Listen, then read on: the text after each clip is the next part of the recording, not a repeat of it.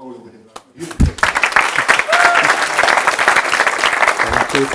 you.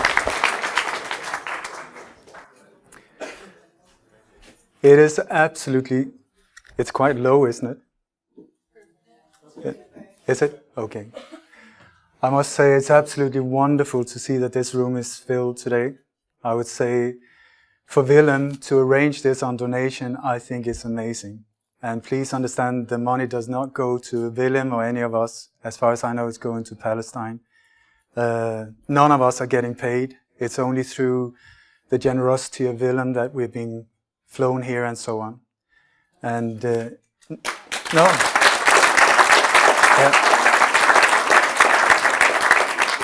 As I say, Willem.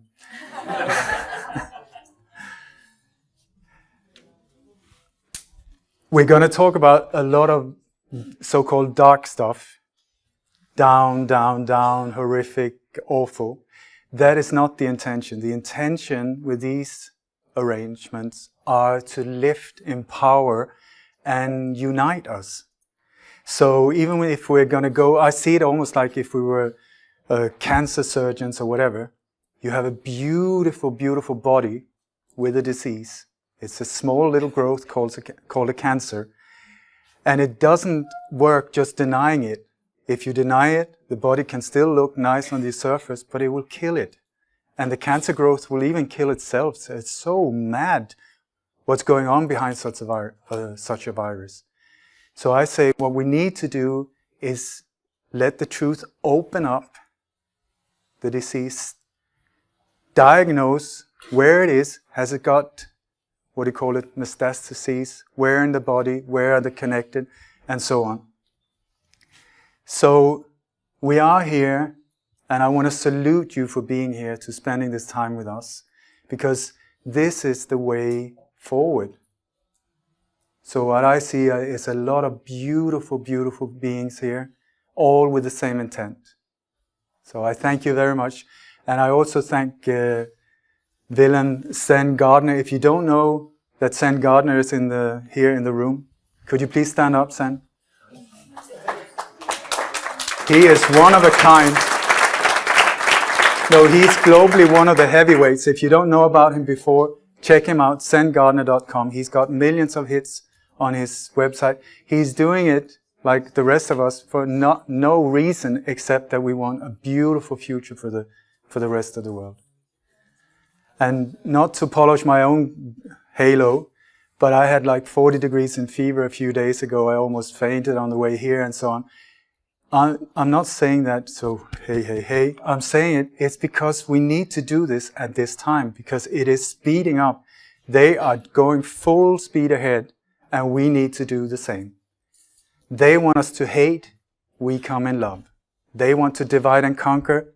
I want to say, let's unite. Let's help each other. Let's join up. Let's do exactly the opposite of what they want. And one of the tools that they have used over all of these years are old Roman templates, old Roman tactics. They haven't got so many. There are only very few. So that's why I've spent almost 30 years trying to show what are these weapons. One of them is divide and conquer. Get into our ranks, infiltrate us, and get us to start hating each other, seeing each other as enemies, seeing because you got a dark skin, I've got a light skin, means we're enemies. Or you're a Muslim, I'm something else, I don't know even what, or Sikh or whatever. That makes us enemies. I would say absolutely not. Let's transcend this crap and see each other for these beautiful humans that we are. Experience this very difficult situation at the moment, at least challenging. So, to start with that, by the way, how many in here know a terrorist? Please raise your hands. How many would like to say hello to a terrorist?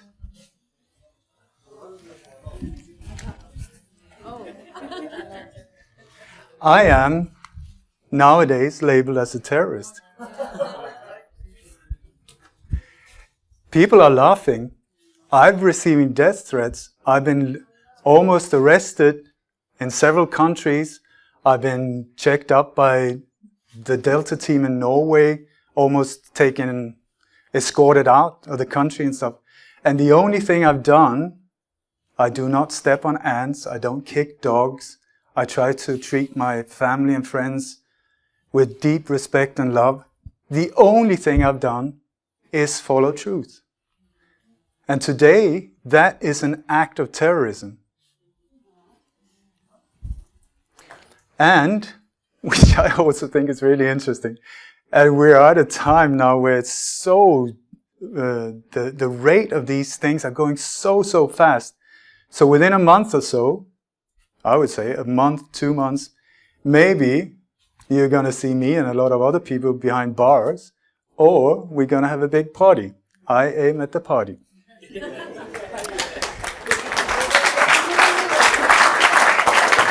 Anyway, so I challenge you today. I ask, please have some strength and some patience if I can guide you through things that some of you might know a lot of this already, but I will keep repeating the same in different variations to show the level and depth of what we're being attacked with at the moment. Because these are heavy psyops that have just gone to a level where it's unreal. So, in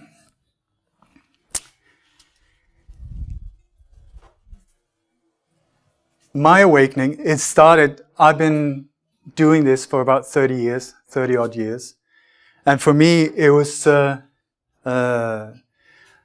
I used to work as a journalist, and I became extremely interested in the JFK assassination in the somewhere early 80s or something like that. And to the extent that I went to the US, I went to England, I tried to find everything I could, all the books, everything. And in those days before the internet, it's a bit of a gap here. So I did everything I could. I did everything I could to track down and understand what was actually going on, because at that time I only saw that as a separate event, a separate assassination of one person. But then that took me into the world of the assassination of Robert Kennedy, of Martin Luther King, of the Swedish Prime Minister Olof Palme, and so many others. And over the years, I started seeing that these were not separate events. They were actually following a template, and they were being carried out by a small little group, controlled by a small little group. It was the same team that was being sent globally to take out leaders or people in position of possible future enemies, and so on. And one of the things that kept coming back was the way they were doing it. There were different ways that they got control. When I say they, I'm talking about the so-called elite. They call themselves the elite. I call them the few, or the lightless, or the not. There's some other not so nice words that can be used as well. But they have, over all of these years, hundreds and hundreds of years, been in a situation where they have elected themselves as the leaders of this world. They have said, we're few, but we're so much better than you, all the millions. So what we're going to do is we're just going to control you, use you as slaves, use you as whatever, but we're not going to tell you about it. We're just going to do it. Because if you knew how few and how weak we are, you would never get along with it or go along with it. So what they've done is they come up with methods of how to control us. The main tool they have to control us is fear. It is through fear that they do this. But they haven't been able to just scare the living bejesus out of us. They've had to do it like in psyops, so we don't notice it. So the way they do it is that they create an outer enemy in secrecy. They say that you are under attack. Because you're under attack, you need protection. I'm here to protect you, so I'm the one that will save you. So come and join me. Okay, so what they've used is so-called false flag terrorism. A false flag operation is an old naval term where in the old days, if for instance Holland, who had a lot of ships, if they just wanted to go, or if you just wanted to go and rape, plunder and some places, like Spain or England or these big naval nations, you could do it, but that could create problems with other countries or trade agreements and so on. So what you did instead was that you put the enemy's flag on one of your own ships, then let that ship attack you, so that you were the poor nation that had to defend yourself, and then that would justify you just hammering the living bejesus out of that nation, saying, we were just defending ourselves because you attacked us first. And then you would even be celebrated as a hero. So the trick is you attack yourself and get away with your agenda. Brilliant. Absolutely brilliant. And they've been doing it for so many times, so many years, So I would say I used to think that I knew about world history. I'm unlearning so much now. So much is coming. I'm like, it's almost painful to like, that as well? I've been duped there as well? So it's like on a daily basis, almost like, okay. Anyway, so another one they're using is problem, reaction, solution. Problem, reaction, solution. They, the very few and weak and very cowardly people, they secretly create a problem. That problem is nowadays almost always in the form of a bomb, some kind of terror event, a virus scare, financial crash, something like that. Nowadays, mass shootings, of course. But they like smoke and explosions and so on. So bombs is the one that really works nowadays. So they secretly create the problem to get the solution to get the reaction from us. This is the one they want. No brain, pure terror.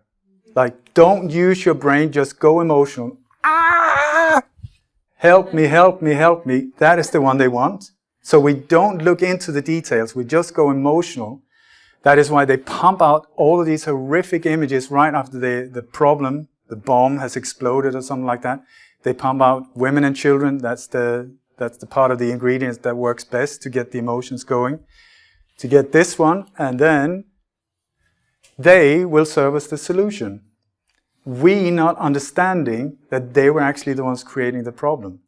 So we are now in a situation where either I'm full of it, and we live in a country or a world filled with crazy Muslim terrorists that wakes up and for breakfast are discussing how can they blow us up.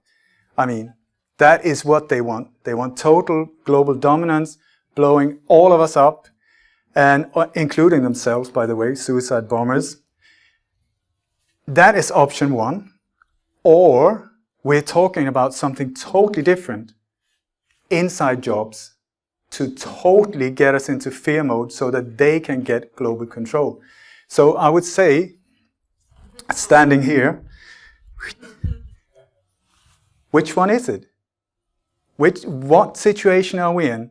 Are we in a world full of ISIS, where we are totally being attacked by this maniac force that just appeared out of nothing, just boom, there it was. The worst terror event or terror organization the world had ever seen, created overnight, with incredible leaders. I mean, when you look into the history of ISIS, I love it. The first guy, he was first wounded, then captured, then killed. He escaped. He was wounded and then killed. Then his job was, I'm not kidding you, check it out. His job was taken over by a man by the name of, what was his name? We need to make a name that really people will remember. What can you remember? Baghdad. We've blown up Baghdad so many times. Baghdadi, that's the one, okay. So the Baghdadi, there's been two of them. So the first one, they don't even look alike. The first one, He was doing really great. Then he got killed. Then he escaped. He was wounded. Then he got killed. Then he was replaced by Baghdadi number 2, who is doing pretty good. He was wounded. I'm not sure he was been killed yet, but it really makes you believe in reincarnation. So anyway, the solution that they always serve us is a solution we would never, ever have accepted had it not been for the problem. Problem, reaction, solution. And you will see that on a daily basis now. It's just getting to an absolute ridiculous point, which is good. Because I would say they're getting pretty scared now. They're really sloppy. They're really freaking out because of us. Because we have been brain dead for so long, letting them get away with it. It's like, sometimes I'm a little confused because it's like, you see a Rambo movie, Rambo 1, you see Rambo 2, you see Rambo 3. I wonder how they're going to do Rambo 4. How is it going to end? What is the theme? Rambo 5, Rambo 6, Rambo 7, Rambo 38, Rambo 39, and we're still surprised, saying, oh my God, they're doing it again. The same theme. And I pity them because there are not that many themes they can choose from. They need to come out as a hero. They need a bully. I mean, how many different shapes of these terrorists are we going to see? The underwear bomber. I mean, come on. I mean, soon, I'm telling you, I'm predicting the future. It's going to be the grandmother in a wheelchair bomber. You just wait and see, they're running out of options. So, I think it was in the 50s, the CIA, not my favorite organization of the world. By the way, it stands for Cocaine Import Agency. They had created what was called Gladio, which was a great idea. It was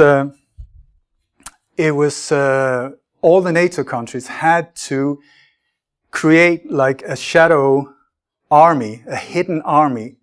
It was constructed with many small cells of 8 to 10 people, equipped with weapons, fuel, logistics, everything needed, radio equipment, everything needed, but in hiding, so that nobody knew about it. Hundreds and hundreds and hundreds of cells in each NATO country. And the whole idea was that if that country, that NATO country, would be invaded from the east, because in those days, it was not the Muslims, it was the Russians. So if they would invade, then the crème de la crème, the government, the royal families, they would say, we're out, you're on your own. So they would go to London, and then from London, they would activate this whole resistance movement that would already be in place. I mean, when you think of it, excellent thinking, boom, it would be there. I think, as far as I know, I think both Willem and my father was involved in the Gladio network. Mine in Denmark, Willem in Holland here. Which was, these powers are also totally compartmentalized, which is part of this whole thing. Nobody knows the whole picture. Everybody thinks they're doing the right thing. Everybody thinks they're doing it for the good of humanity, except for the ones driving the bus. The ones in top that you don't see. Okay, so they had this Gladio network, then suddenly the Russian, he wasn't that bad anymore. So what were they going to do? They had all of these thousands and thousands of cold warriors, very disciplined, just waiting to do something. So they were like, what are we going to do? What are we going to do? We can create the strategy of tension. Yeah, baby. That's the way to go. How are we going to get away with what we want? We want to just slaughter and create wars everywhere and blow up things and make billions and total control of everything. How are we going to do it? We will start attacking innocent civilians. The more innocent and just randomly not having any connection whatsoever, people in supermarket, train stations, whatever, the more of them we can hit from all different directions, the better. It was called the strategy of tension. And here is one of them. He was, one of the NATO secret armies. He said, you had to attack civilians, the people, women and children, far removed from any political game. This will allow authorities to bring in a state of emergency. So the more innocent, the more any of us, our children, whatever, the better for them. Great, because that will make anyone feel threatened. So, yours truly, who have been looking into this for a long time, trying to tell the world about the recipe of a false flag. How is it put together? Because it's just like making a pie. If you know how it's done, you need some, I'm not good in the kitchen, God knows that. But I'm sure with a pie you need maybe eggs, water, flour, these type of things. And you make a pie. What you can do, you can change the flavor, the smell, the color. But the main thing is the same. False flag, you can change the theme a little, you can do whatever, but the main thing is the same. So the ingredients, I've thought, if I can get it out there, how this is done, the ingredients, then people can start, as soon as you start smelling the pie, boom, there it is. And then the better we get at it, the sooner you can stop it. And my intention is, let's stop them all before they even happen. So, I, not because I've got a crystal ball or because I'm super intelligent, managed to predict the Copenhagen shooting in February, 1 month before it actually happened. I went out internationally on radio saying, this is where it's going to happen, around this train station. It's going to happen there. Nothing happened. I looked like a fool. Fine by me. Nobody got hurt. I was so happy. Then boom, 1 month, exactly 1 month later, on the hour, it happened exactly at the train station, around the train station that I predicted. Why? Because I saw a lot of Rambo films before.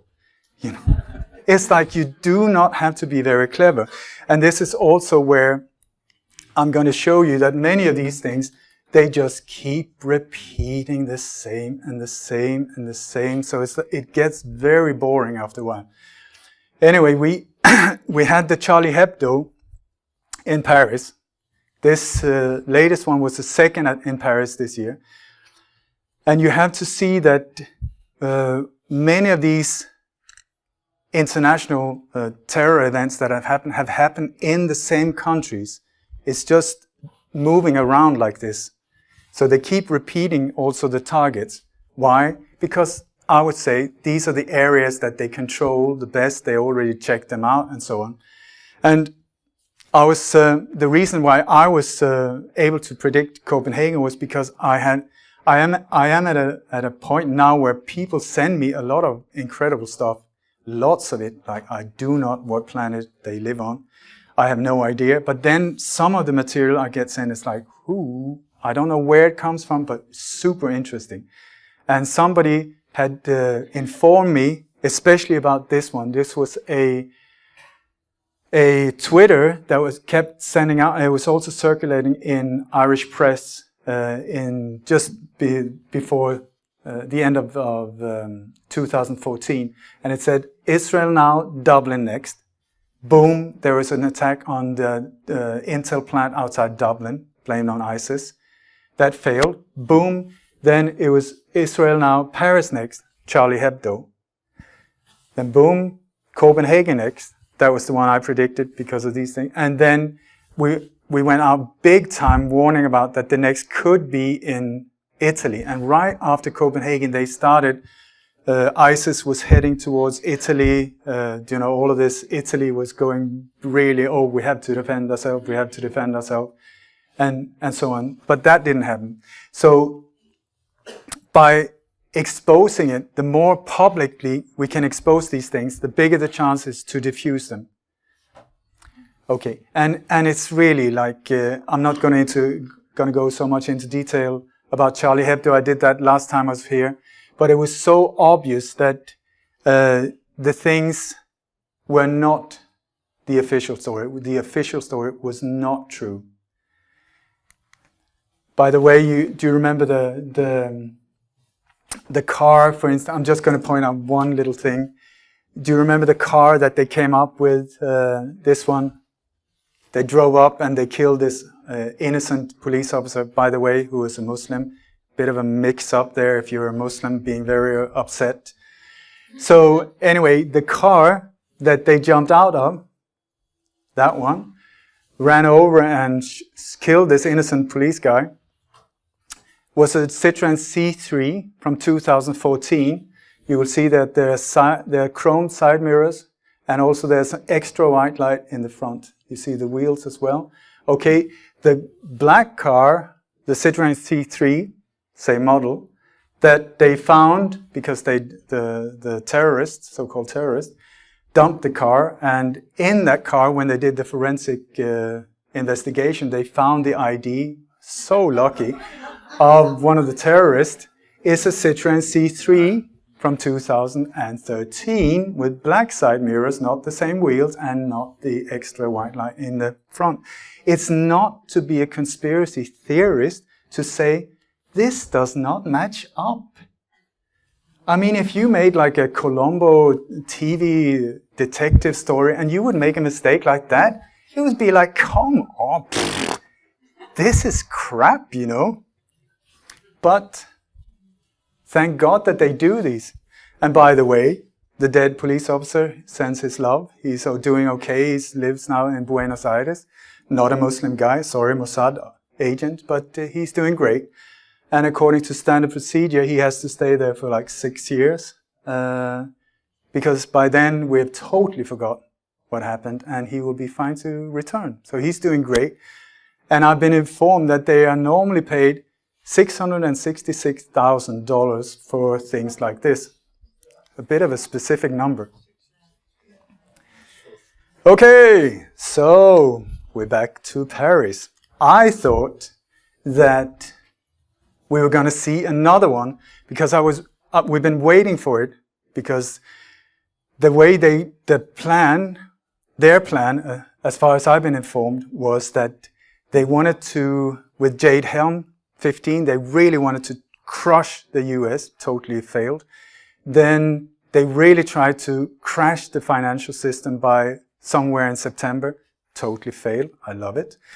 And then, since they were getting desperate, we were waiting for when are they going to hit it? Because they need, from their point of view, they need to speed up the level of false flag operations to freak us out into believing, oh my God, we're under total attack from everywhere, and including this mass invasion of refugees,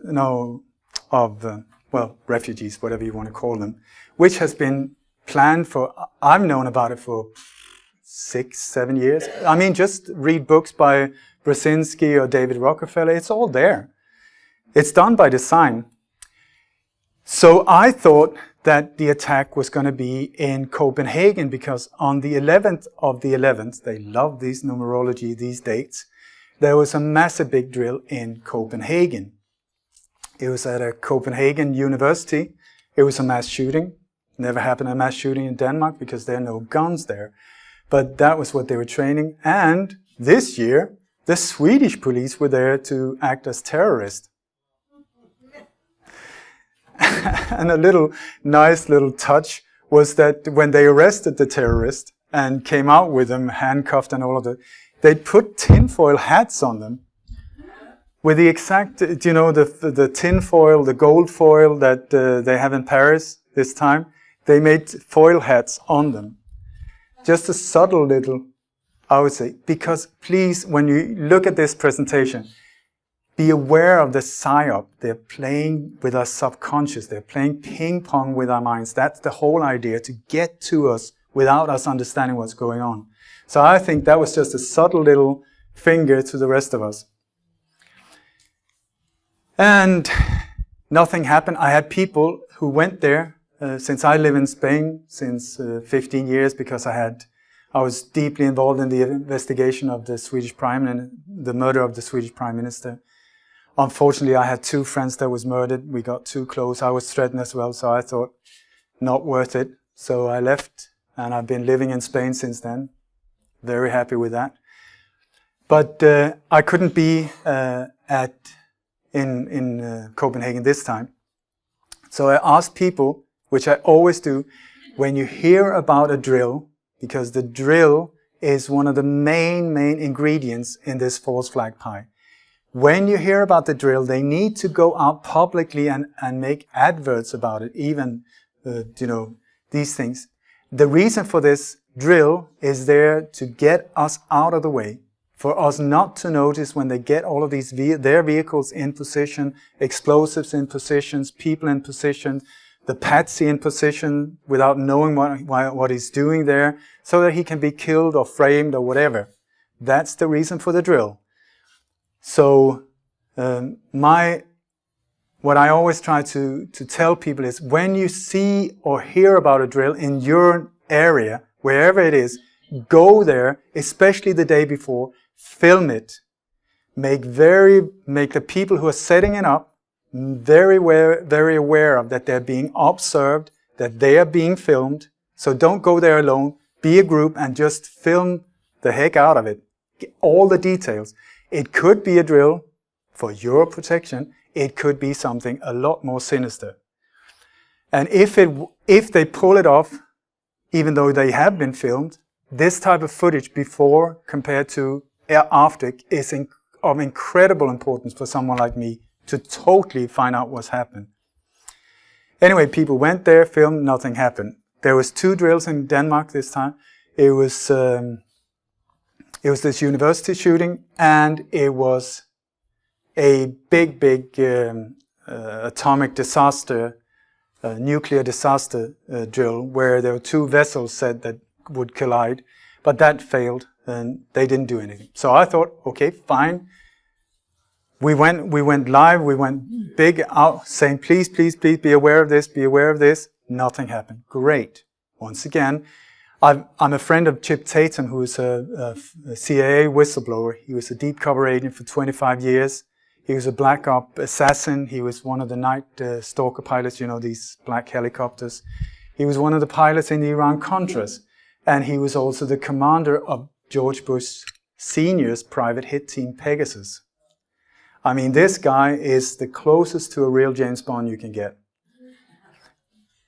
He is the real deal. He is. And I've got a very confused relationship with him, because I totally respect and admire his courage of standing up and becoming a whistleblower up against these guys.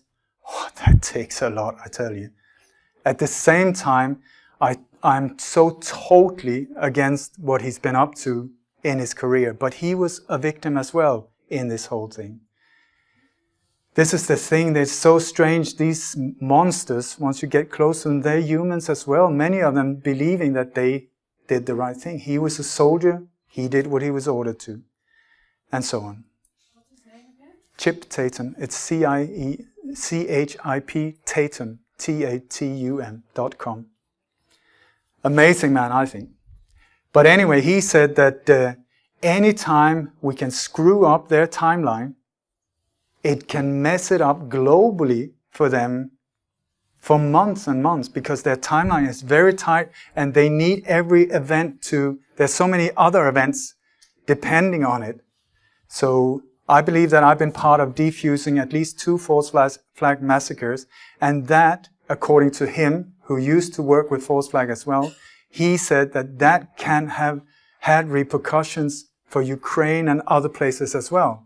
Not just and for all of us, because one of them, as far as I and him understand, was aimed at banning the truth movement globally, censoring the internet from spreading all this type of terrorist information, and so on, and also banning the possibility to meet in groups, to demonstrate, and so on. So whatever it takes, it's just fantastic that it's possible. So, okay, this time, it was not Denmark, but boom, it happened in Paris again. And of course, like I said, with these dates, they always have very hand-picked days. It's Patriots Day, it's Veterans Day, it's Poppy Day, it's Halloween, it's Valentine's Day, or this time, Friday the 13th. My God, go figure. This was a very, very horrible event, if the official story is true. The worst event that has happened to France since the Second World War. Since Charlie Hebdo happened, and they have really upgraded everything they have of surveillance and police force and all of these things. Of course, they were right on top of it. No, very sorry. No CCTV cameras, nothing worked, nothing. There's no footage of so many things. So that was a bit of a bummer. All of these billions spent for nothing. So if we go quickly through the official story, was that this was Friday the 13th. And just an ordinary Friday. At around 9:20 in the evening, there was a friendly football game, soccer game, between Germany and France. The French president, François Hollande, he was there, together with his German colleague. And the game was going on fine. Then suddenly, after a while into the game, boom, an explosion was heard. Nobody really reacted. And 10 minutes later, boom, a second one.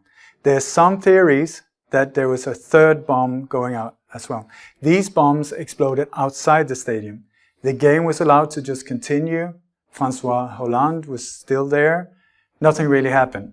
But then, 9:25, there was a shooting outside a café, Le Carillon et Le Petit Cambodge, two different restaurants very close to each other, with some casualties. Then a few minutes later, there was a shooting in the area of Avenue de République. There was a bar there that was hit, a pizzeria actually. And then a few minutes later, the La Belle Équipe bar was hit, 19 dead there.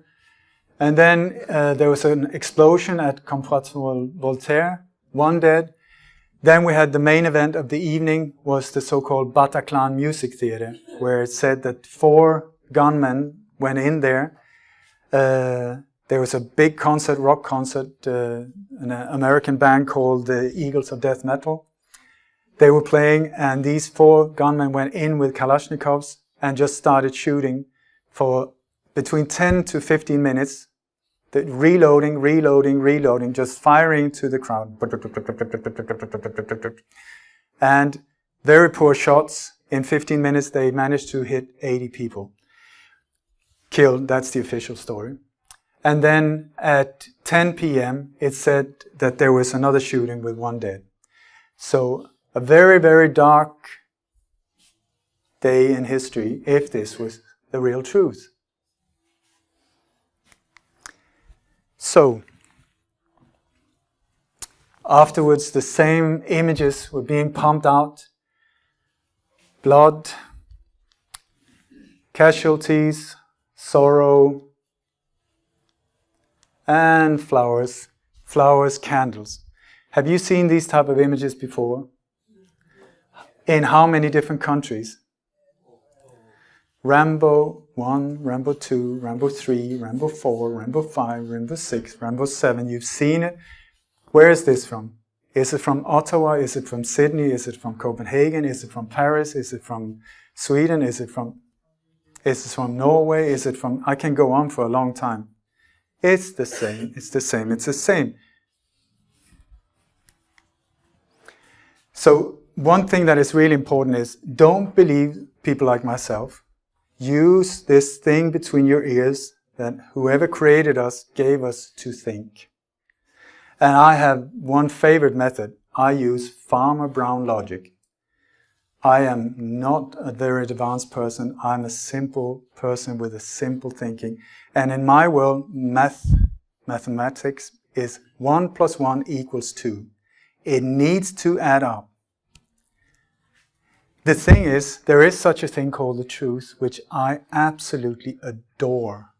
I live my life in worship of this thing called truth. It fears no investigation. It is pure. It is clean. It doesn't matter if you're, like Gandhi said, in the minority of 1, the truth is still the truth. So just because CNN and the whole global media is pumping one thing, against you. If it's not true, it's not true.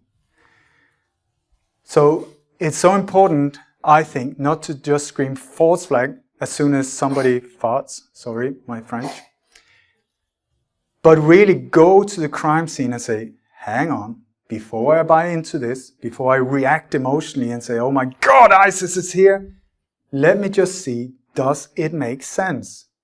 Does the timeline fit? Does these type of things? If they do, great. Wherever the truth leads us, I'll go there. So this was apparently not only an attack on Paris, because suddenly out of nowhere, all of the same leaders that we saw in Charlie Hebdo and so many other events just backs up, stands behind and said, oh my God, we need to amplify the war on terror. The war on who? Where? I don't know, but the war on terror.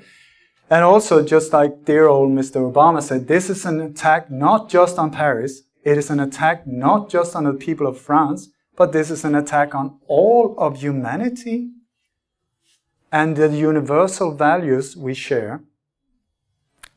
These are quite big words, I would say, especially said before you even know the evidence behind what happened.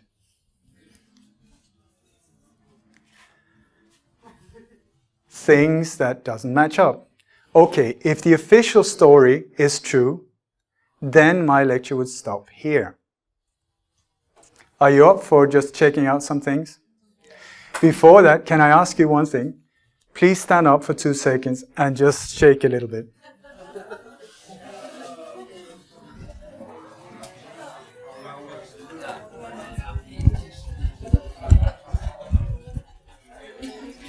Well done, thank you so much.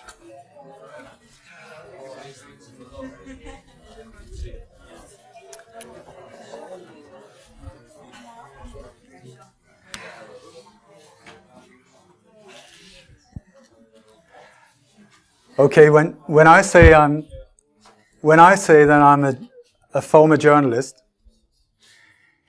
I say a journalist, which is I worked for a newspaper the size of this room, or something like that. That was it. I should not be able to find anything that the CNN, the NBC, no, that's not the name, the Fox News, the BBC, they should have found these things way before I even started looking. Yes or no? Okay, so whatever I show here that you have not read in the normal newspaper should be bad journalistic work. Yeah, and I should not have been able to find a lot. So let's have a look. Before these things happen, one of the things you will see is there will be beforehand knowledge. There will also be planning. And you will see these organizations behind these things meeting up, planning for a long time. Because the big ones of these ones, I'm not talking about sloppy mass shootings in the US. I mean, these are just on a daycare center level. But the big ones, like this one, will take a lot of preparation. So were there any type of these meetings? And the answer is yes. About 2 weeks before this happened, we had a meeting at the George Washington University. It was a shared gathering co-sponsored by the CIA. That sounds great. But it was the head of the CIA, the former head of the MI6, the Mossad, and the French intelligence services was meeting. And they had a panel. I mean, it was official and very nice. You filmed and all of this thing. And the theme of the panel was the shared 21st century international mission. Mission is a military term of this is what we're going to do. And you will see that these countries have a very, very bad habit of popping up again and again and again behind these. Not always France, but the 3 first ones, hello. Also, were there any kind of foreknowledge publicly? Yes, there was one. There was a Twitter account that 2 weeks before this happened went out with a Twitter account, a tweet saying, "Breaking, death toll from Paris terror attack rises to at least 120 with 270 injured." Okay, that one, it came from a Twitter account called PC Feed eBooks. And when I saw that, I was like, whoa, hang on a second, because I know this account, because I've seen that the exact same Twitter account used when the Ebola hoax was going on. The exact same numbers. The Ebola now has a death toll, rises to at least 120 with 270 others injured. By the way, Ebola, do you remember how afraid everyone was? Do you remember the piles of dead bodies everywhere in the streets? Do you remember your neighbors dying all around you? Swine flu. How many do you know who died, piled up in big stacks everywhere? Okay. And also the exact same Twitter account was doing the exact same tweet after the Peshawar mass shooting in Pakistan in December 2014, where one of the victims was actually a 6-year-old boy called Noah Posner, who was the victim from Sandy Hook. It's amazing, this reincarnation thing, the rate goes up and up. It was on BBC News. BBC, you can trust. Not. So that was a very interesting Twitter account. We've been trying to backtrack and see, but nowadays these things are sent up through a network of servers, so it's just coming like this. So you can't backtrack them. Also, there was a YouTube video account open called Videos Paris Attack Exclusively. There were no videos, but this was created the day before it happened. Clairvoyant. Also, if you see YouTube, I managed to get the screen, screen dump. But look at that, the YouTube logo was already there. This was the day before it happened. But of course, that was the only thing, nothing else. Well, Wikipedia, the way to go if you want to trust the facts. Everyone can go in and edit, it's wonderful. So, Wikipedia, except if it's you cannot. You know, like I have friends like Professor Jim Fetzer. They totally changed his Wikipedia page into absolute lies, and he was not allowed to go and change it. He's not been able to change it. So that's nice for you. Anyway, Wikipedia, if you want to find top journalists, go to Wikipedia. It's amazing. It's amazing. Less than 2 hours after the shooting started in Paris, Wikipedia had it all. All of the sites, all of the numbers of injured, dead, and including the talk that President François Hollande was giving to the nation, saying we need to close the borders, we need to this. And we managed to backtrack the update of when that was done. And it went live on the website 6 minutes past 11. There's only one slight problem, was that the speech that President François Hollande was given to the nation was 56 minutes later. Slight problem. Do you remember the film JFK? In JFK, there's one man called Mr. X. His real name was Fletcher Prouty, one of my few heroes, but he was an amazing man, working for the Pentagon and CIA, deeply involved in black ops and false flags, especially black ops. But he was a man of honor, and because of that, when they wanted to take out JFK, he was sent to the South Pole with a group of businessmen to get him out of the way. So he was on his way back when JFK was murdered.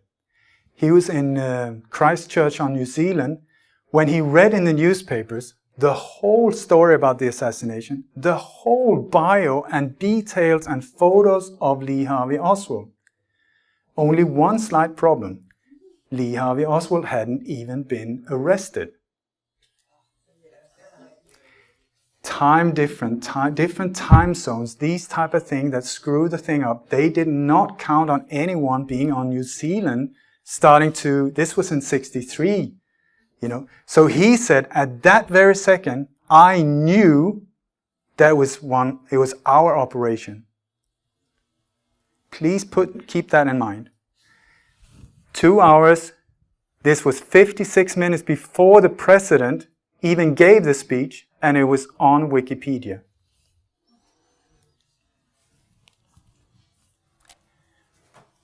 But this goes way before. Many of these, like the big terror events, years ahead, it's there in media, sieving out, putting it right in front of our eyes for us to see or not see, up to us. And in 2011, there's a video game called Battlefield 3, where the attack, one of the game, games is a terror attack in Paris on November the 13th. False flag operations. Had all these buildings lit up in French colors, in solidarity for the victims. Sorry, Palestine, you're being massacred. Sorry, Syria, doesn't really matter. Paris, the whole world stand united.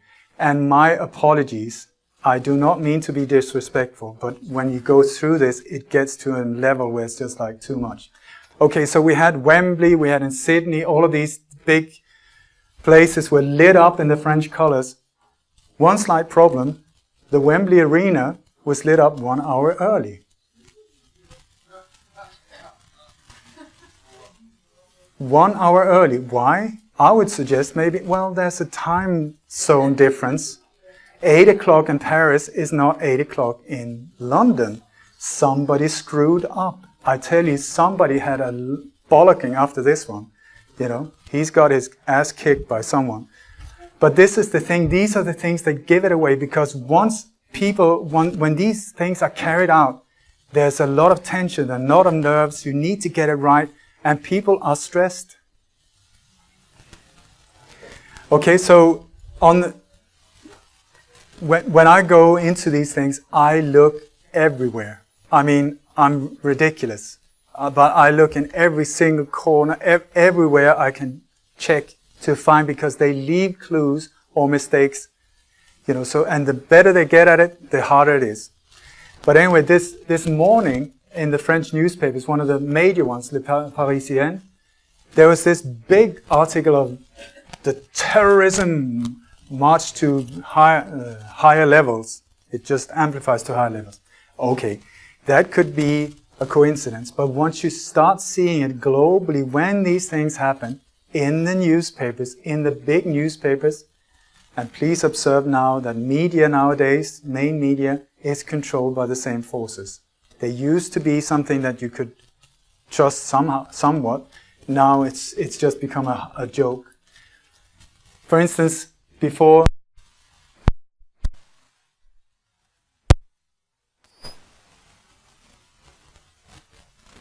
newspapers in Denmark, any specific numbers sort of that?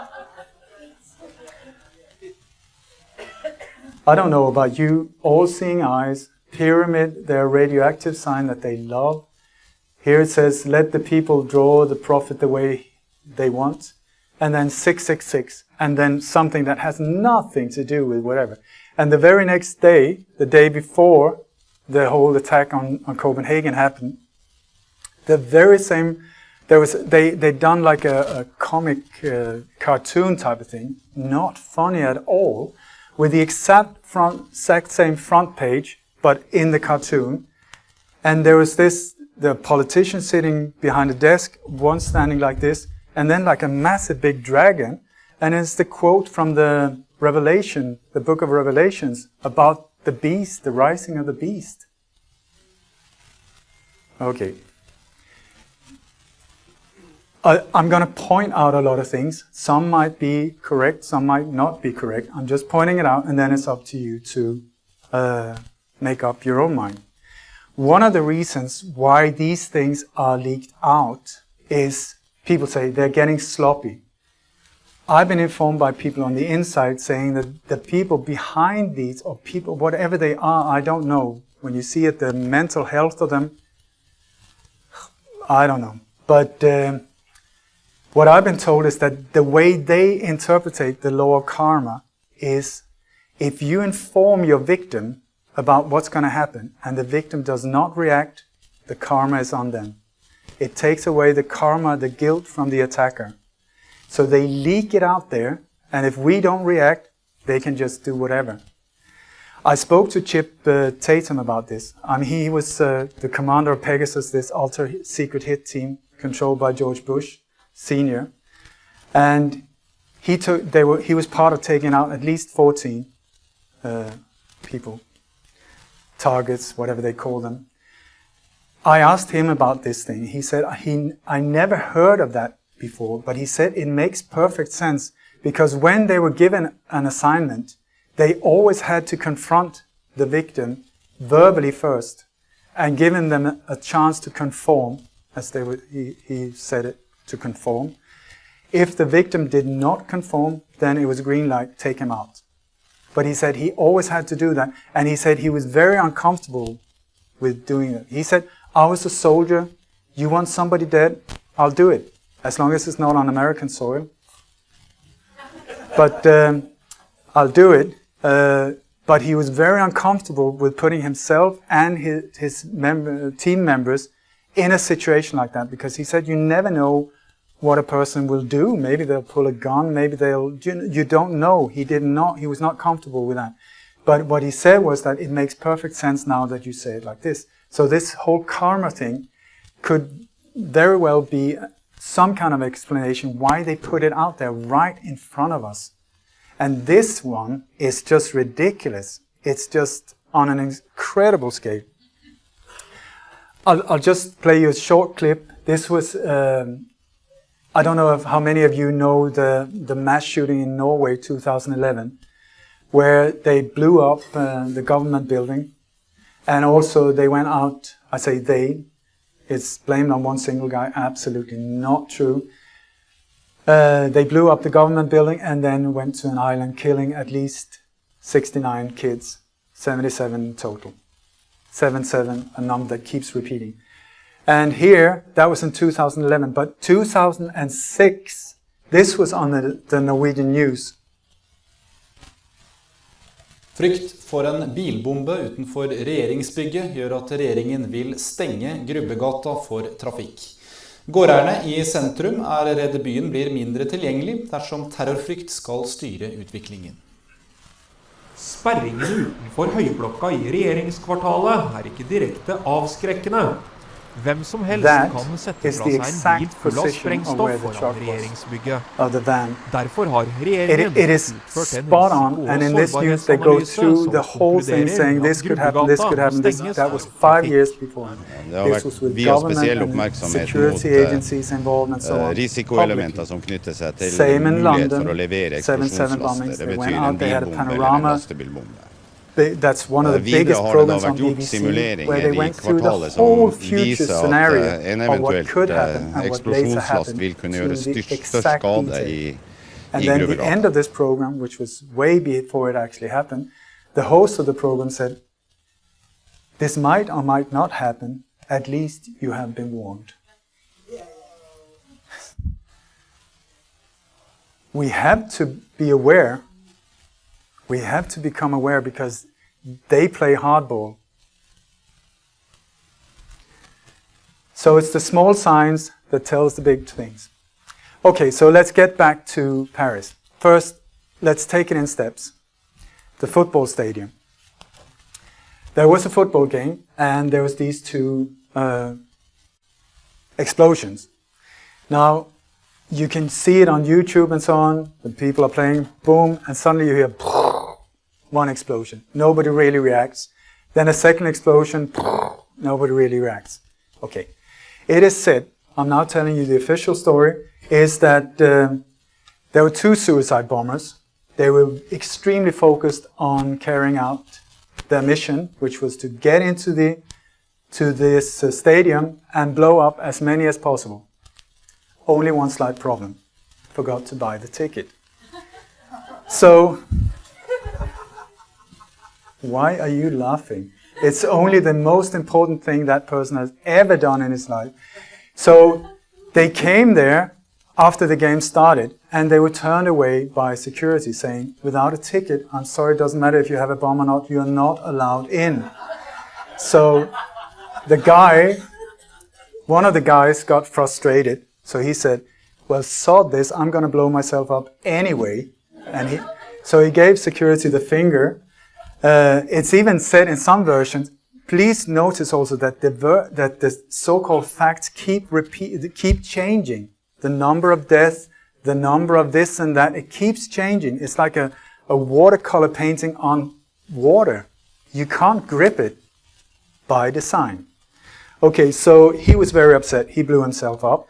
And then his partner in crime, he said, well, I'm pissed off as well. So I'm going to wait for about 10 minutes. And since security is not coming, I mean, it was only a bomb that went off outside and the president was inside, so why even react? They didn't. And very unfortunately, the CCTV cameras at the stadium, it's only the national stadium, sorry, didn't work. I'm sorry, none of them. So the other bomber said, I'm going to wait 10 minutes, and then, because I'm so upset, I would blow myself up as well. So he did that, boom, that was 2. Slight problem. I don't know if you've been to war zones, I have. If somebody is hit by a grenade or blown up somehow, it is grisly. It is horrific.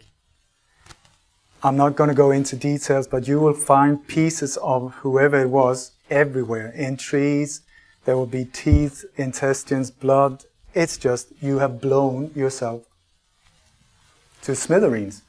Here in Paris, since it's a clean city, we have 2 drops of blood. So, my suggestion would be, nowadays, when there are football games, big games, one of the things they add, I don't know if you know that, but when you look on games on TV and so on, the crowd noise is not the real one. They add digital noise, where all the cheering, all of these things is added. Even basketball games and soccer games, they add it on the arena and in the TV studio. And nowadays, they've started with I know there's been quite a lot of discussions in the UF if it's right or wrong, but some teams actually practice in empty stadiums, but with the crowd's noise there. They're cheering in the thousands, absolutely no one there. So, with a PA system like that, I would say, would it be possible that what was heard were not real explosions, but just over the PA? Otherwise, where are the footage of the blown up suicide bombers? Where, I mean, at least the site where the explosions were, I mean, we only got 80,000 people in there, all of them, more or less, with mobile phones, with cameras, videos. When they left the stadium, wouldn't they just say, listen, it's only the most exciting things or horrific things that has ever happened in my whole life.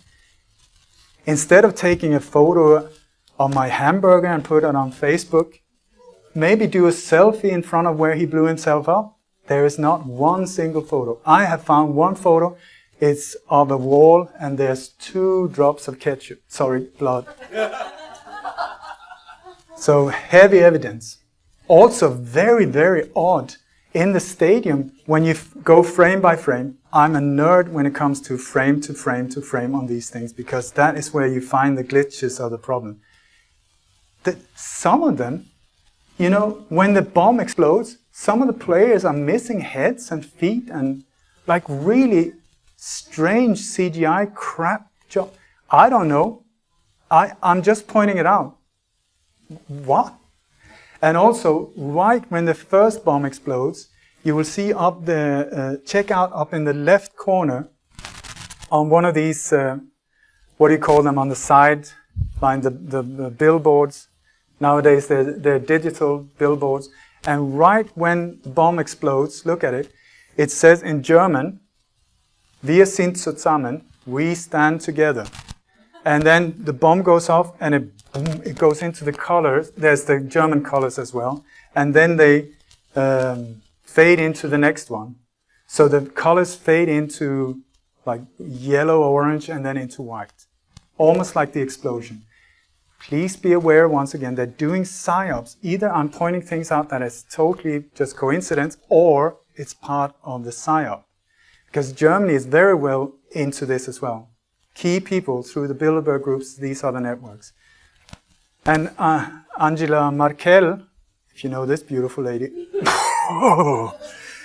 she was at a football game, or supposed to be at a football game as well. It's the perfect place for high security. You put yourself in front of 80,000 people. I'm here.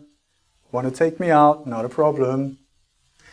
She was on the way to a football game as well in Hanover, but thank God they managed to save her, because some terrorists were there who had planned to drive in with an ambulance full of explosives into the stadium, but they managed to stop it.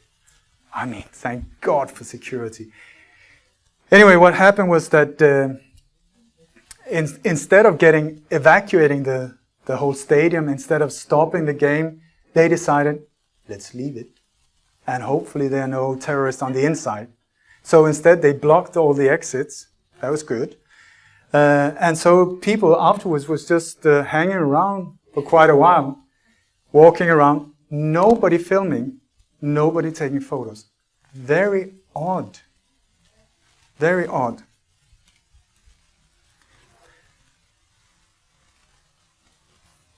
Rambo 1, Rambo 2, Rambo 3. Okay, here we have one of the brightest minds of modern times. He was the president, and he was listening to a story about a goat. There were some school children reading him this story. And then there was an airplane that flew into one of the biggest buildings in the world. Only the worst terror act on American soil ever. So his advisor comes to him and said, Mr. President, the terror of the worst thing ever has happened to the US. And he says, bugger off, I want to listen to the end of the story about the goats. So he keeps sitting there, no emotion. He sits there, waits, listens to the little goat. And then slowly, then afterwards he leaves. And then afterwards he says, he saw when the first plane flew into the buildings. Only problem, it was not filmed. But not at the time where he could see it.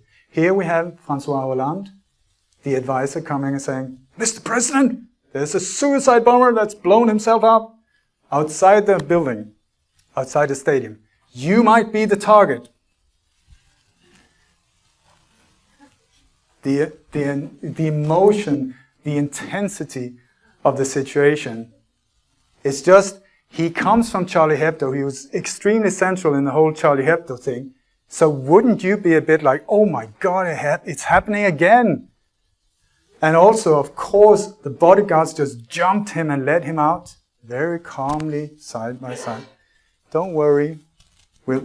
You see films, even cheap films, the president is on an attack, you got all the bodyguards jumping on top of them.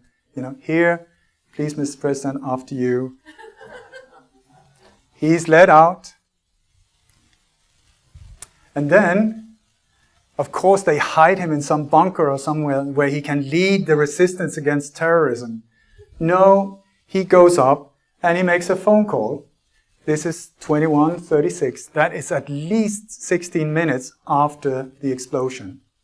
Okay, this is where lots of the other terror events have already happened.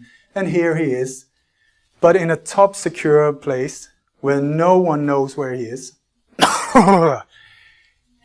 I don't know if these are bulletproof, but you got like 80 people, 80,000 potential terrorists there that might be aiming at the president of the country with a rocket launcher or something like that, maybe a small hand grenade. But let's put him right there so everyone can see him. And by the way, one of the things with Black Ops is that they cut out the mobile network.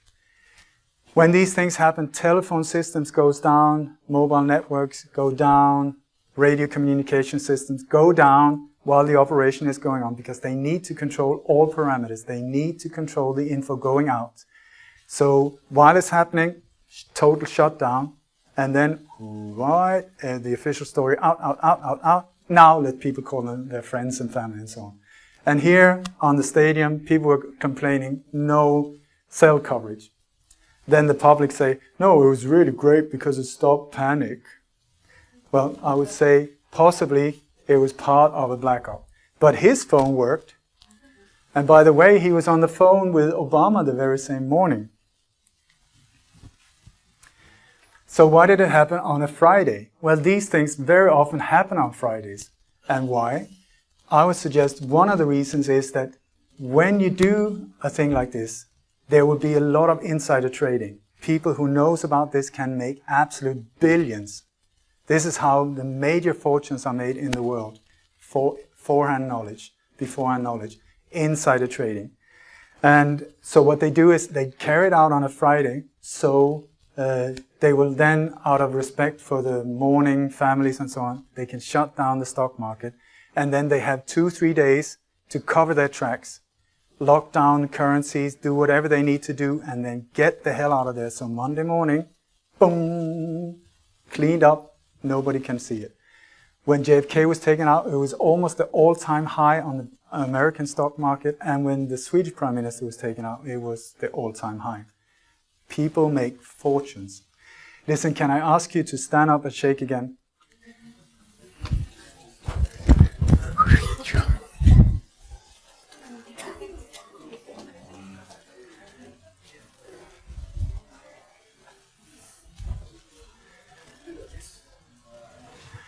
Are you up for a little marathon?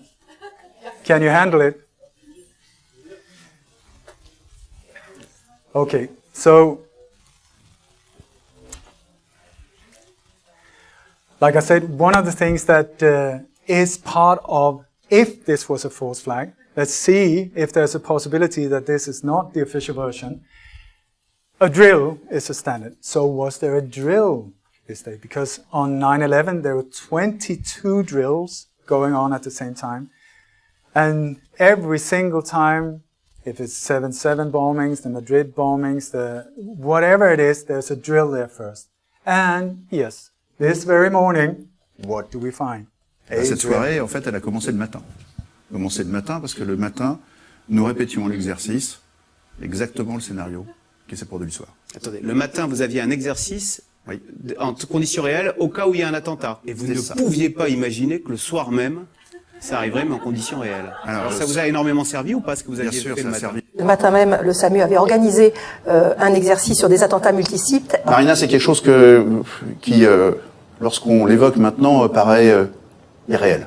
Une simulation de pratiquement ce qui s'est passé le soir même. Ça veut dire quoi? Qu'on savait, on vous alertait parce qu'on... I'm sorry about the editing. Exercice avec les SAMU sur ce type même d'attentat. C'est un hasard effroyable qui a fait, mais oui, c'est un hasard effroyable qui a fait que le soir même, c'était, voilà. Le hasard a fait, pour vous dire, c'est que le matin, au SAMU de Paris, avait été organisé un exercice sur des attentats multisites. Donc on était préparés. Today we were running an exercise for a company, bearing in mind I'm now in the private sector, and we sat everybody down in the city, 1,000 people involved in the whole organisation, but the crisis team. And the most peculiar thing was we based our scenario on the simultaneous attacks on the underground and mainline station. So we had to suddenly switch an exercise from fictional to real. And one of the first things is, get that bureau number. When you have a list of people missing, tell them. And it took a long time. Just to get this right, you were actually working today on an exercise that envisioned virtually this scenario? Almost precisely.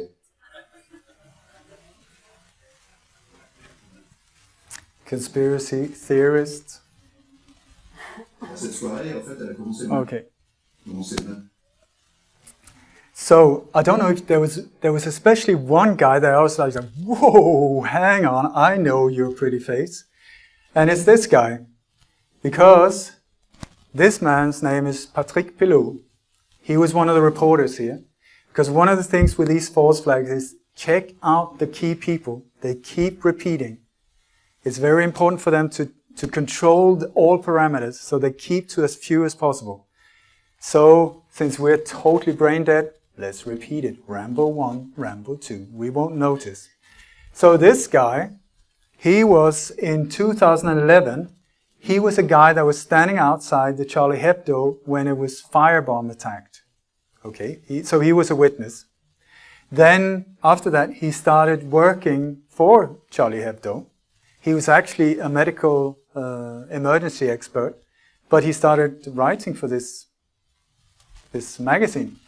So, in January 2015, he was in a meeting with first responders, fire brigade and ambulance, very close to Charlie Hebdo, to the officers. And one of his friends from there called and said, please, we're being shot at. Come, help us, help us, help us. So he ran over there. It was that close. He ran over there, and he was one of the absolute first people getting into the office, seeing the mayhem there, and thank God they were so close because that made them able to save some lives there. Then he picked up his cell phone and called President François Hollande, as you do. By the way, I've got Obama on, what do you call it, fast call or whatever. So I thought, dear Mr. Patrick, I know you from TV as well, because this guy was one of the crying people afterwards because it was so horrific what happened at the Charlie Hebdo. Jean-Luc, le graphiste, qui m'a appelé en me disant I've got napkins here. Vite, on a besoin de toi. Vous n'avez pas cru tout de suite d'ailleurs ce qui s'était passé. Vous Non, n'avez pas compris. Je croyais qu'il plaisantait. J'avais dit que je passerais à midi pour souhaiter la bonne année, parce que je ne les avais pas tous vus. Donc votre réflexe de médecin, autant que Donc en fait, je suis parti tout de suite et mes collègues pompiers et de SAMU sont venus tout de suite.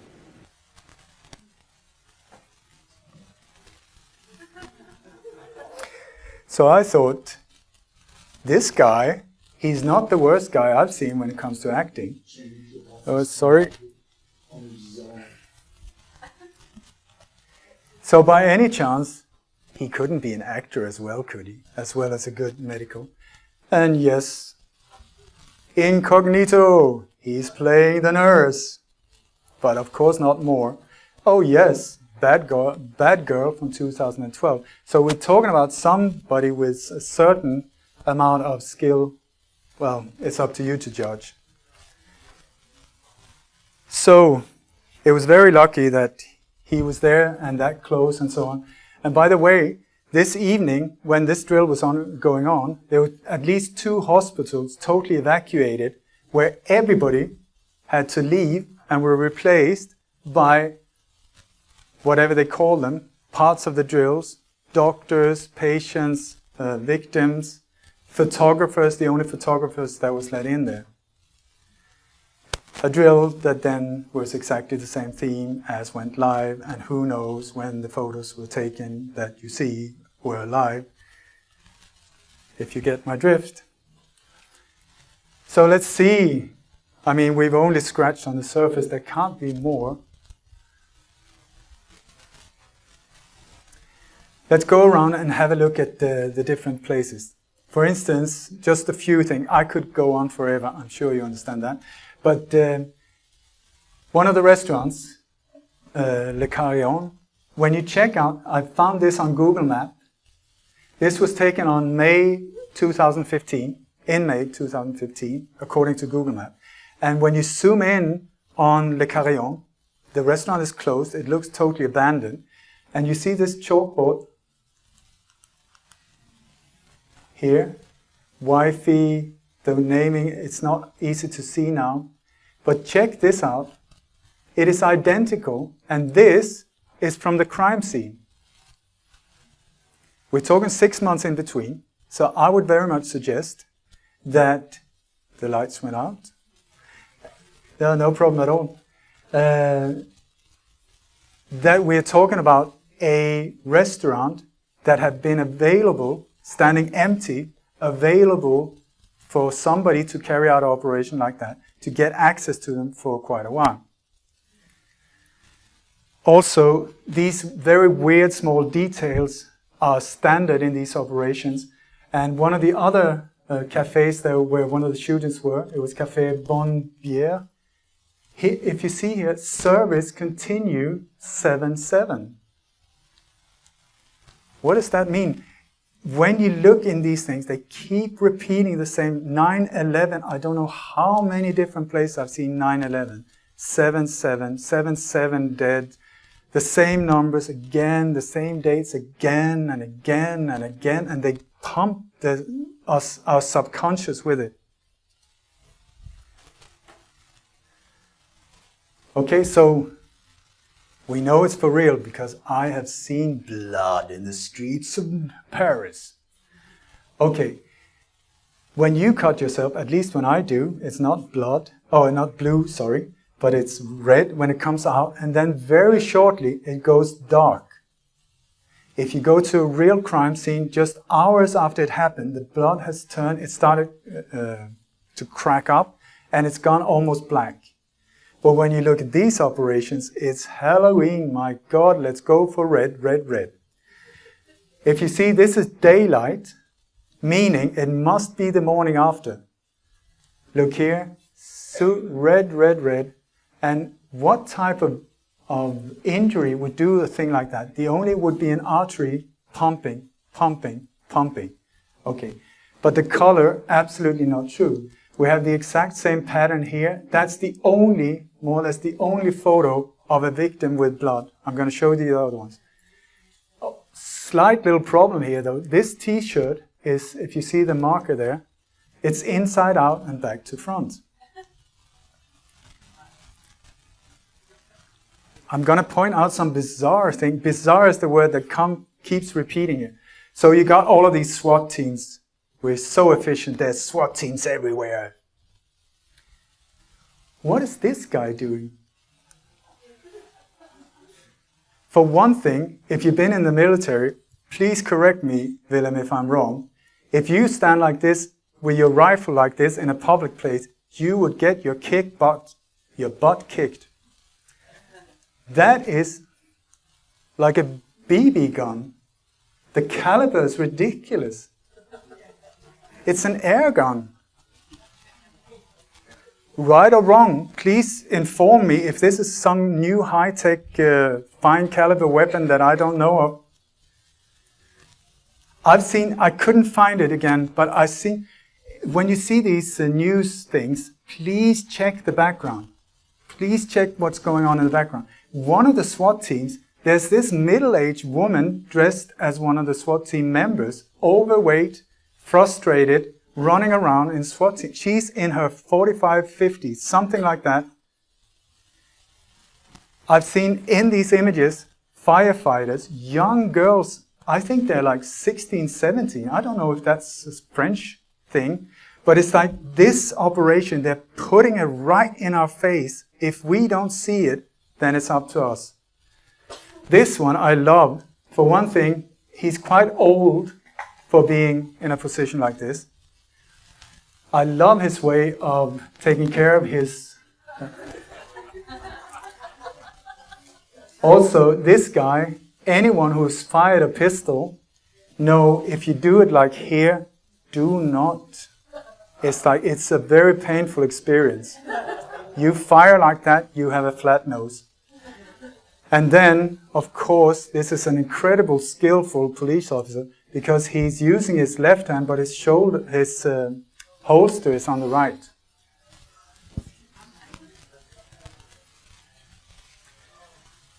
But the emotions. A hero has been killed in the streets of Paris. Have you seen the lighting on this one? Have you seen the light coming? Have you seen these victims have been officially killed by AK-47s. This is a powerful weapon. I spoke to different military experts. They say they make a hole the size of a tennis ball. Okay, that in my world would say there would be some kind of blood. Here, nothing. And the emotions. But check that. Can you see it? This is, I think, North Korea's president. But this is what they call lite parade, where they put the body on. I don't know about you, but I think this is quite a good comparison. And please remember, they're doing it to our subconscious. The victims of the street of Paris.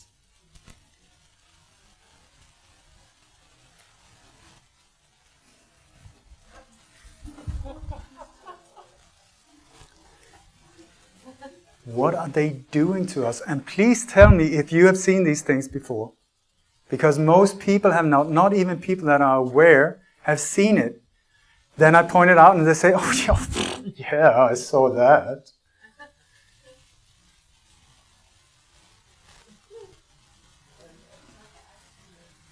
The question is why? Who did they let loose? I mean, my daughter, she's 10. She's quite good in Photoshop. I love it. I love Photoshop. This one, who the hell has been raping this photo? I mean, you can see he's just crying, saying, oh God, it's too bad. I don't know if you can see this on the screen, but this is so poorly, it's so cut out. It's so obvious when you see it, the sharpness, everything. And the more you look at this photo, try and see if you can compare to, go on Google Images, find these images for yourself and have a look when you get back home. Like this guy, he's cut in as well. If you look at, here we got dark hair, could very well be a Muslim. This is the position of somebody who's been captured or, on your knees, like that. And you will see on the photos themselves, all of these people, I tell you, they have been cut in. They are not there to start with.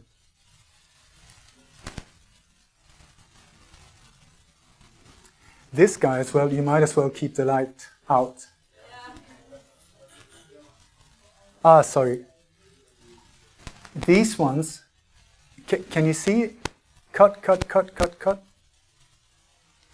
And also the proportions of this guy compared to the car, why have they done it? I mean, this is just a photo, boom, should just be a straightforward photo, no problem. Why are they doing it? I'm saying this is the karma thing. Whoever do not react, they know for the future, not a problem. But anyone with some kind of mental capacity to connect the dots will say, whoa, start sharing on Facebook. I'm not trying to freak people out, but I think they're throwing out a net there as well, trying to see who is reacting, who's liking, who's sharing, just so that they know in the future. So come and join me among wherever we're going to end up. Anyway, so one of the only working CCTVs in Paris. Are you in for a treat? Have you seen a lot of other footage, CCTV, with all the cars driving up, the shooters jumping out, shooting all over? Zero. But here, there were. This is one of the restaurants that was packed with people. Packed with victims. It was around 21:34. 22:34, a bit of a problem there. But anyway, if I can point out one thing, I'm not sure if you can see that, but that is a bit blurred, that window, that is a bit blurred, that is a bit blurred, that is sharp. And in my little world of conspiracy means there might not be glass in the door. I'll play the video. Please keep an eye on the woman who comes in here. Also, if you see that thing there, can you see that it looks like a stand and it's a very sharp light. When you go down on Google Maps, there's no street light there. So I would very much say spotlight maybe, film, action and take. Then you have the car pulls up with a shooter. Witnesses says he was dressed in black. This guy dressed in white. And but minor problems like that, don't worry about it. Just to watch. And when you see the woman who runs in, not easy to see, but try and see what it is she's doing. Also, you will see that there's a lot of debris flying around the camera. There are two different camera angles, and this debris keeps flying around in the air. I don't know what it is, but it keeps flying. But then when you compare the two angles of the cameras, you will see that the debris is, when you see where the other camera is, there's no debris. But then when you check that camera out, there are debris. So I would very much say it's added afterwards. Debris. Woman coming in. It's not easy to see. Here's the shooter. He's killing all of these people now. Here he comes, dressed in black. He threatens someone, or he shoots someone, but he missed because she's coming up there. And then they run away. Here comes angle number 2. Debris. Debris, a lot of debris. That guy who just ran down was later claimed to be a hero because he saved some of the employees. I think he was looking mostly after himself.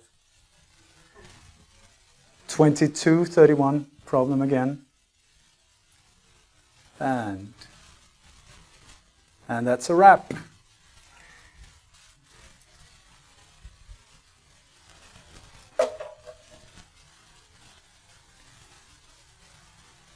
Okay, so do you remember sorry about that. Do you remember the police officer that was shot in the street in Charlie Hebdo? Many people said that it was not a headshot, that he missed, and it was because you could see like a ricochet from the pavement. Not true. If you go frame by frame, welcome to my world, frame by frame by frame, you will see that it's actually a smoke bomb in the police officer's left hand. And there's at one frame, if you follow, you can even see a small little black canister, and it gets fired up and to the left in that direction. So the sound was just added afterwards. There was no impact on his head, there was no recoil from the weapon, no nothing. That was an AK-47 as well. Had that been a real thing, horrific. Here, no damage whatsoever. And this one, you will see the woman, this is the woman. I'm sorry I can't show in slow motion like this because it won't show enough. But here, what she does is, there's no glass in the door, and she throws in, can you see she's throwing something in? There's a woman there standing like this. And boom, there it explodes. So she's, just before she runs in, she throws the smoke bomb, and it goes off right in front of her face to add to the whole commotion. Bombs, smoke, fire, lots of sound. Welcome to Hollywood. Now, once again, in my little world of conspiracies, you need to check it all. And there's especially one that I love, because in one of these cafes, when somebody is shot with a heavy caliber weapon, the first thing you need to do is give them CPR. That's very good for internal bleeding. Just keep their chest pumping, pumping, pumping, pumping. So that is what you do, of course. You don't take me serious, do you? I mean, try and learn something here. Next time you need to save somebody who's been shot, especially with gunshots to the head, if you've seen Charlie Hebdo. So please, the thing in this one was the sound. The sound got to me. Because I don't know about your body, but it doesn't sound a lot. But listen to this one.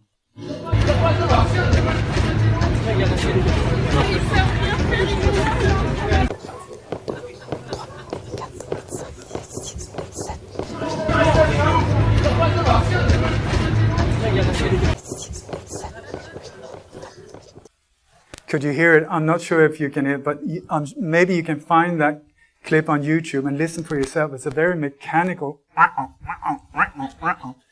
So my suggestion, I think we're looking at half a body in there.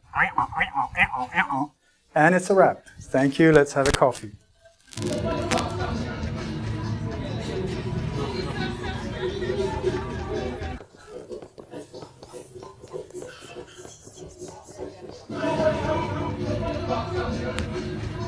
Up